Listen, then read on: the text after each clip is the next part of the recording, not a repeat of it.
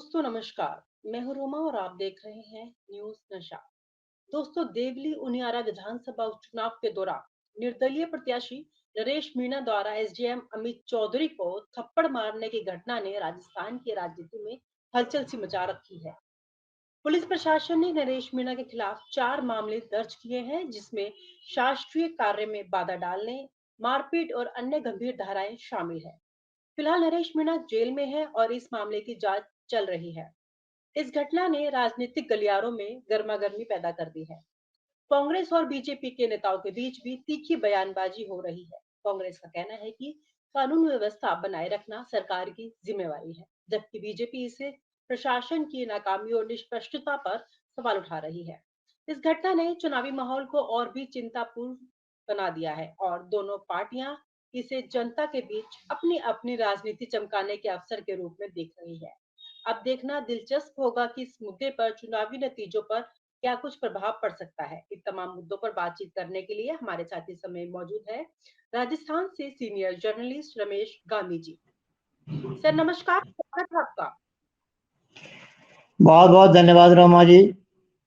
Sir, जैसा कि नरेश मीणा इस समय जेल पर हैं और वो मजिस्ट्रेट से शिकायत कर रहे हैं कि उनके साथ मारपीट हो रही है, अच्छा व्यवहार नहीं किया जा रहा और उनके जो कार्यकर्ता है उनके साथ भी अच्छा व्यवहार नहीं किया जा रहा। इस पर क्या राय है आपकी और कितनी सच्चाई है इस बयान पर?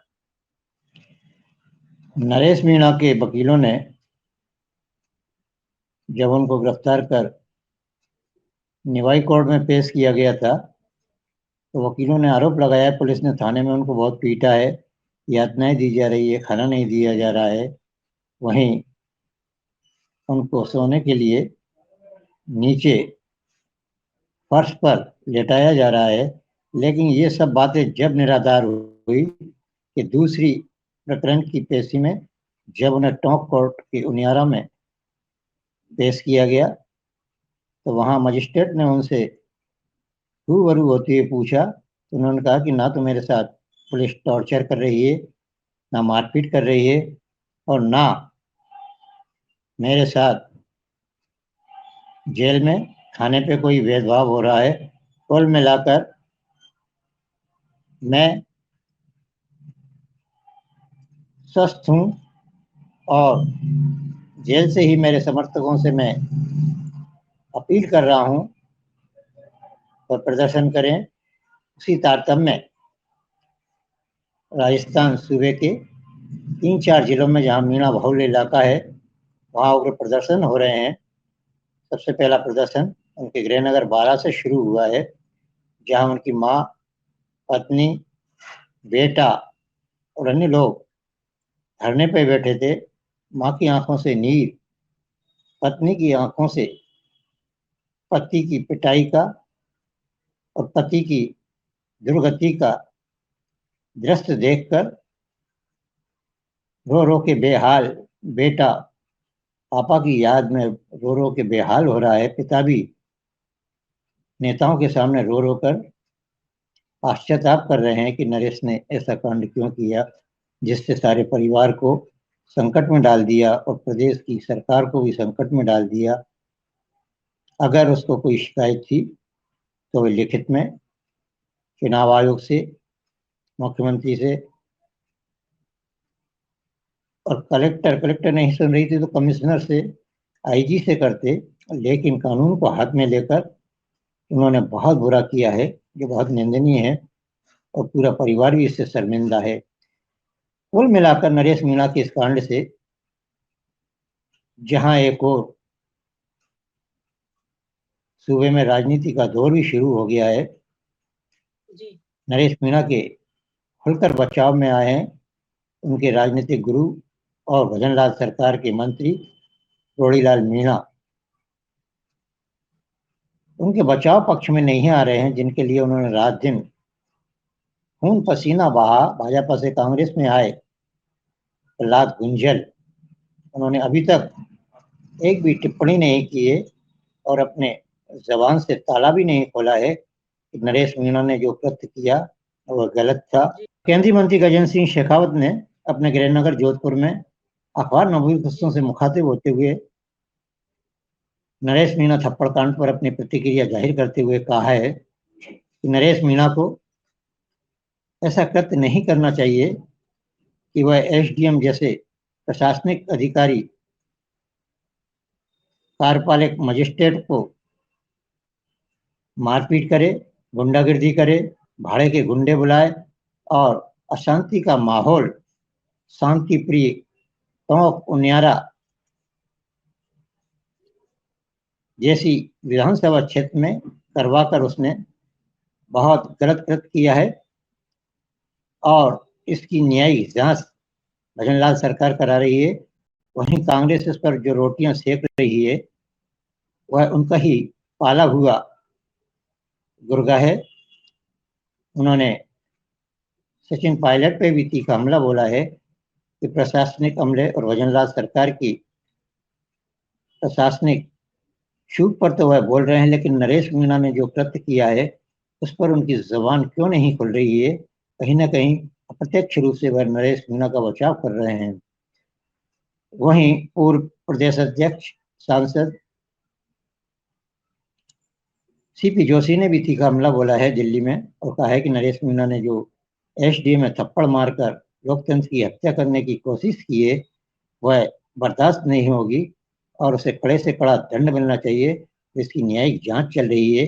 मुख्यमंत्री भजनलाल की सरकार में भी निष्पक्ष चुनाव कराने जा रही है।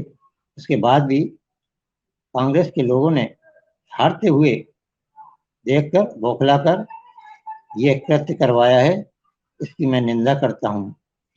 वहीं दूसरी ओर कांग्रेस की भी नेता अब इसमें बढ़ चढ़कर आ गए हैं सामने। अशोक चांदना पूर्व मंत्री ने कहा है कि नरेश मीणा ने थप्पड़ मारा वह तो गलत है, लेकिन वहां उसके बाद पुलिस प्रशासन ने जो गांव वालों के साथ मारपीट की, आगजनी की, वह बहुत निंदनीय है। अगर इस पर पहले ही कंट्रोल किया जाता तो ये घटना नहीं घटी थी। वहीं दानिश अब्रार ने भी, कांग्रेस के जो पूर्व विधायक हैं, उन्होंने भी नरेश मीणा थप्पड़ कांड पर अपनी प्रतिक्रिया व्यक्त करते हुए कहा है कि नरेश मीणा ने थप्पड़ मारकर अच्छा नहीं किया, लेकिन गांव में जो जनता को पुलिस की नादानी के कारण परिणाम भुगतना पड़े और पुलिस का अत्याचार सहन करना पड़ा, वह बहुत निंदनीय है। गृह मंत्री जवाहर सिंह बेडन ने आज अपना वक्तव्य जारी करते हुए कहा है कि मैंने इस पूरे प्रकरण को बहुत गंभीरता से देखा है और अध्ययन भी कर रहा हूं। हमारी पार्टी के कृषि मंत्री करोड़ीलाल मीणा उस गांव वालों को लेकर मेरे पास आए थे। मैंने उनको आश्वासन भी दिया है कि निर्दोष लोगों को नहीं फंसाया जाएगा, लेकिन दोषी है उसको नहीं छोड़ा जाएगा, चाहे वह कितना बड़ा राजनीतिक उसलिए कितनी बड़ी वकालत करे। उन्होंने कहा कि 60 लोगों की एफआईआर में से 40 लोग बाहरी हैं, उनका नरेश मीणा ने बुलाकर वहां जो तांडव करवाया है वो झलकाता है कि प्रायोजित ये कार्यक्रम था और गुंडागिर्दी कर कर चुनाव को प्रभावित करने का इरादा था। उसके बाद भी हमारी लोकप्रिय भजनलाल सरकार इसकी निष्पक्ष जांच करवा रही है। जो भी व्यक्ति दोषी होगा उसके खिलाफ कार्रवाई होगी। कुल मिलाकर इस कांड से सूबे में हालात तो सामान्य हो गए हैं, लेकिन गांव वाले अभी भी दहशत में हैं। कुल मिलाकर मुख्यमंत्री एक बार देवली उनियारा का दौरा करें, गांव वालों को आश्वासन दे कि उनकी जो संपत्ति जली है, उनकी जो झोपड़ी जली है, उनके जो मकान जले हैं, उनका मुआवजा दिलाया जाएगा, जांच कराई जाएगी। दोषी जो भी होगा पुलिस या नरेश मीणा उसके खिलाफ कार्रवाई की जाएगी। इस समय मुख्यमंत्री मुंबई महाराष्ट्र में चुनाव प्रचार के दौरे पे हैं। अब वह चुनाव प्रचार होने के बाद लौटेंगे और फिर शायद कर सकते हैं देवली उनियारा का दौरा, या वो जनता से तो अपने ट्विटर माध्यम से और सोशल मीडिया से शांति की अपील कर रहे हैं। सर हमने जैसे प्रोग्राम की शुरुआत की थी, तो शुरुआत में जैसे बताया गया था कि नरेश मीणा ने काफ़ी आरोप लगाए हैं पुलिस प्रशासन पर कि उन्हें खाना नहीं दिया जा रहा, उनके साथ सही तरीके का बर्ताव नहीं हो रहा, क्योंकि एसडीएम को थप्पड़ मारना कोई छोटी बात नहीं है। ऐसा काम करके उन्होंने अपने आप को ही परेशानियों में डाल दिया है। लेकिन अब आपने बताया कि उनके जो बयान हैं उसमें फेरबदल हो गया है। क्या वो किसी प्रेशर से अपना बयान बदल रहे हैं या फिर सही वजह यही है कि अब उनके साथ जेल में सब चीज़ें सही चल रही हैं? इस पर आपकी राय क्या है?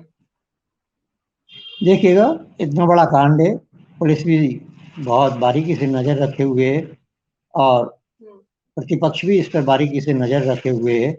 अगर हुँ, जेल में उनके साथ मारपीट होती है या थाने में मारपीट होती है, तो न्यायालय में वह मेडिकल रिपोर्ट करवाकर मारपीट की घटना मजिस्ट्रेट को बताकर न्याय की गुहार कर सकते थे, लेकिन उन्होंने यू टर्न लिया है और कहा है कि ना मेरे साथ मारपीट हुई है और मुझे जेल में भी अच्छा रखा जा रहा है, समय-समय पर खाना जी, दिया जा रहा है। कुल मिलाकर नरेश मीणा जी, अब समझ गए हैं कि मैंने जोश में होश गँवा दिया, और उसका इतना बड़ा परिणाम हुआ कि मेरा परिवार तो संकट में आ ही गया। देवली उनियारा सीट, जो कि एक बहुत ही शांति प्रिय इलाके की लोगों की सीट है, लोग यहाँ रहते हैं, हुँ, वह भी संकट में आ गए हैं और पूरा प्रदेश इस समय इस प्रकरण से विचलित है। और नरेश मीणा को छुड़ाने की जो रिहाई की उन्होंने जेल से मांग की थी अपने सोशल मीडिया के माध्यम से, वह लोग प्रदर्शन तो कर रहे हैं, लेकिन उनको ये ज्ञान नहीं है कि 4 मुकदमे ताज़ा और 6 और 10 मुकदमे तो अभी-अभी बने हैं और 23 पुराने हैं। उन मुकदमों को गंभीर धाराओं में हैं, प्रशासन कैसे उन्हें रिहा कर सकता है? शासन उन्हें कैसे रिहा कर सकता है? वह तो एक अपराधी हैं, अपराधी को तो न्यायालय ही रिहा करेगा, उनकी जब ज़मानत होगी तब वह रिहा होंगे। प्रदर्शन करने से कोई फ़ायदा नहीं है, कितने ही बड़े प्रदर्शन हो जाए, सरकार पर कोई दबाव नहीं पड़ने वाला। सर एक सवाल और है मेरा आपसे कि जैसे कि वो निर्दलीय खड़े हुए थे नरेश मीणा, अगर वो किसी बीजेपी सरकार या कांग्रेस पार्टी या किसी और पार्टी से खड़े होते, तो क्या उनको सपोर्ट मिलता? वो निर्दलीय है, इसलिए उन्हें सपोर्ट नहीं मिल पा रहा किसी पार्टी का। इस पर आपकी क्या राय है? वो निर्दलीय भी हैं, उसके बाद भी उनको सपोर्ट मिल रहा है। किरोड़ीलाल मीणा, जो कि कृषि मंत्री हैं भजन लाल सरकार के, और उनकी नाटक नौटंकी के चर्चे काफ़ी लंबे अरसे से इस सूबे की जनता जानती है। जातिवाद उन्हें कूट-कूट कर भरा हुआ है। वह अप्रत्यक्ष रूप से नरेश मीणा का अंदरूनी समर्थन कर रहे हैं और उनकी रिहाई के लिए वह कोशिश कर रहे हैं। वहीं दूसरी ओर कांग्रेस पार्टी के पूर्व उप मुख्यमंत्री सचिन पायलट भी उनका प्रत्यक्ष समर्थन कर रहे हैं और उनकी रिहाई के लिए वकीलों का उचित इंतजाम करा रहे हैं। कुल मिलाकर नरेश मीणा को प्रायोजित तरीके से भारतीय जनता पार्टी ने ही खड़ा किया हो, ऐसा हुँ, अब जनता का कहना है। जी। वहीं चर्चा कर रहे हैं तो नरेश मीणा के अभिन्न मित्र जी, और जैसलमेर के शिव के विधायक रविंद्र सिंह भाटी की। रविंद्र सिंह भाटी भी नरेश मीणा की तरह हीरो बनना चाहते हैं और उन्होंने 2-3 दिन से जैसलमेर में आंदोलन भी कर रखा है। वहाँ पर कल एक नया घटनाक्रम हुआ है। पुलिस ने कुछ लोगों को गिरफ्तार किया था। विधायक रविंद्र सिंह भाटी आए और उन्होंने गाड़ी में बैठे हुए 2 युवकों को हाथ पकड़कर खींचकर उनको ले गए और पुलिस देखती रह गई। उनके खिलाफ भी 2 एफआईआर दर्ज हो चुकी हैं। अब उनकी भी कभी भी गिरफ्तारी हो सकती है और उन्होंने भी नरेश मीणा प्रकरण में अब यू टर्न ले लिया है। कहा है कि नरेश मीणा ने एसडीएम को मारकर अच्छा कार्य नहीं किया है, वह निंदनीय है। सर आज भी हमने इन मुद्दों को लेकर काफ़ी चर्चा की, इसके लिए आपका बहुत-बहुत धन्यवाद। कल फिर हम किसी और नए मुद्दे पर बातचीत करेंगे। हमारे साथ प्रोग्राम में जुड़ने के लिए शुक्रिया। नमस्कार। और आप हमसे जुड़े रहने के लिए सब्सक्राइब करें YouTube पर, फॉलो करें ट्विटर पर और लाइक करें Facebook पर। और ज्यादा जानकारी के लिए आपको टाइप करना होगा सिर्फ न्यूज नशा।